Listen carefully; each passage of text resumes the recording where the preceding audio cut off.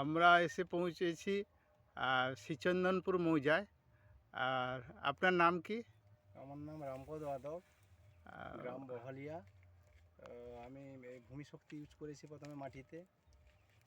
আর কি দিয়েছে? ব্যবহার করেছি প্রথমে কি ভূমি কোম্পানির? কি কোম্পানির?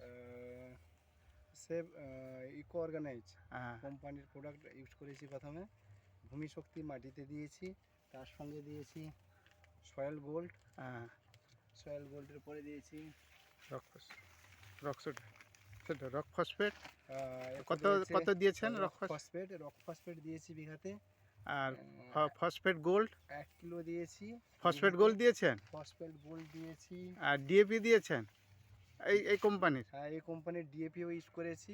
আচ্ছা, তারপরে দেখতে পাচ্ছি প্রথম তো মাটিতে দিয়েছিলাম, এখন গাছ মানে রাসায়নিক সারের সঙ্গে আর কি। রাসায়নিক সারের সঙ্গে দিয়েছিলাম। আর এটা সয়েল বুস্টারটা দিয়েছেন তো? সয়েল বুস্টারও দেওয়া হয়েছে। আচ্ছা, তারপরে এটা অনুখাদ্য সয়েল বুস্টার। হ্যাঁ, এরপর চাপানোর সময় আমাদের দেওয়া হয়েছে। চাপানোর পরে লাস্ট এই থোড় বেরোনোর সময় এনহ্যান্সার এটা স্প্রে করেছেন? স্প্রে করা হয়েছে। আচ্ছা, বেরেলে 16 গ্রাম করে স্প্রে করা আচ্ছা। হয়েছে। আর কি ধান চাষ করেছেন এবছর? আমি ধান চাষ করেছি বায়ো কোম্পানির, ওই উন্নত একটা বীজ, যেটাকে হাইব্রিড বলে না, ওটা 1 কাঠি করে রোপণ করা হয়েছে। 10,000 নর্মা দিয়ে আর কি, মেল ফিমেল ধান।